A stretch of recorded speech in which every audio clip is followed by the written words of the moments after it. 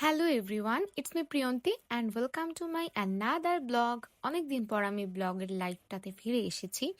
আর এটা হচ্ছে আমার সুলতানস্টাইন প্রমোশনের দিনের ব্লগ। তো আমি বাসা থেকে বের হয়ে গিয়েছি আর এখন হচ্ছে যাব মেইন যে শ্যুটগুলো ছিল, যেমন ট্রেনের সামনের শ্যুট, তারপর হচ্ছে একটা ফুলের দোকানের সাথে শ্যুট, কিছু কিছু মানে এরকম শ্যুট ছিল।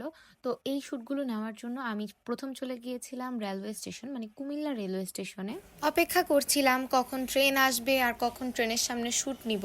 তো তখনই হঠাৎ করে দেখি একটা অপর পাশে ট্রেন এসেছে। আর এই ট্রেন থেকে তো আমাদের আসল যেই ডেস্টিনেশন ভিডিওটা সেটা তো আমরা নিতে পারবো না। তো পরে দেখি যে এখানে আরেকটা মানে ট্রেন আসছে, যেটা কিনা মানুষ ভর্তি হয়েছিল। আর এটাতে মানে শ্যুট নেওয়ার কোনো ওয়েই ছিল না, বাট আমি এমন এমন সাইড করে শ্যুট নিয়ে ফেলেছি।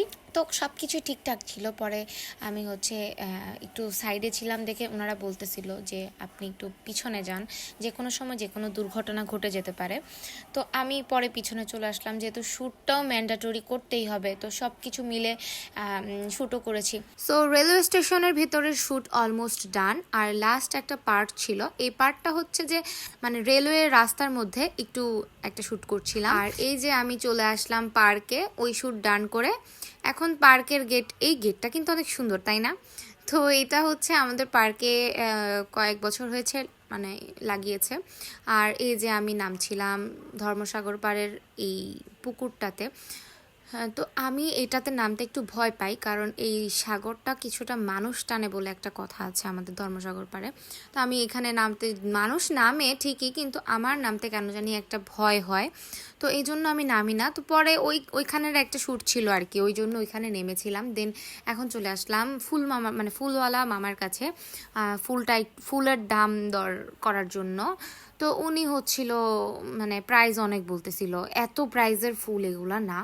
যদিও আমি ধরে দেখছিলাম, তখন উনি আবার বলতেছে থাক, ধরার দরকার নাই। তো আমি বললাম যে আচ্ছা ঠিক আছে। যাই হোক, আমি পরে এখান থেকে বের হয়ে এই যে হাওয়াই মিঠাই ছিল, হাওয়াই মিঠার সাথে একটু শ্যুট করছিলাম একটা। তো তারপরে হচ্ছে আমি এখানে একটা বাবল দেখলাম, বাবল এটাকে বাবলই বলে মেবি। দেন হচ্ছে চলে আসলাম আমাদের নকশা ইভেন্ট প্ল্যানারের যেই দোকানটা ছিল তাদের, ওইখানে দেখলাম কত সুন্দর করে ফুলের ইয়েগুলো রাখা আছে। তো আমি এখানে কয়েকটাই শ্যুট নিয়েছি। অ্যান্ড বিলিভ মি, বিশ্বাস করেন, অনেকেই বলে নকশার ব্যবহার ভালো না, এটা না সেটা না, বাট এত ভালো বিহেভ ছিল, আমাকে কিচ্ছু বলে নাই জানেন। তারপরে আমাদের মেইন ডেস্টিনেশনে চলে আসলাম সুলতানস্টাইনে। আর সুলতানস্টাইনে এসে তো মানে সুন্দর সুন্দর খুব প্রিটি করে ভিডিও মেক করছিলাম। তো সুলতানস্টাইনের এন্ট্রি গেটের ভিডিও শেষে আমি চলে গেলাম একদম ভিতরে। আর অনেকক্ষণ বসেছিলাম যদিও আমরা। তারপরে আমাদের যেই প্রমোশনাল কন্টেন্টটা ছিল তাদের সেই খাবারটা চলে আসলো।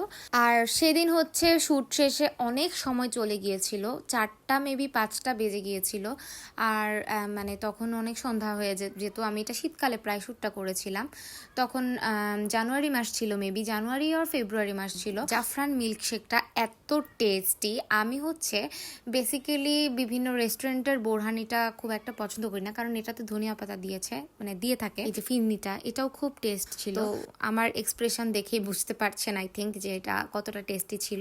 সবশেষে আমি এই ফুল ভিডিওর যেই একটা কেরাসমতি হয়েছে সেই কন্টেন্টটা আপনাদের সাথে শেয়ার করছি। So let's see.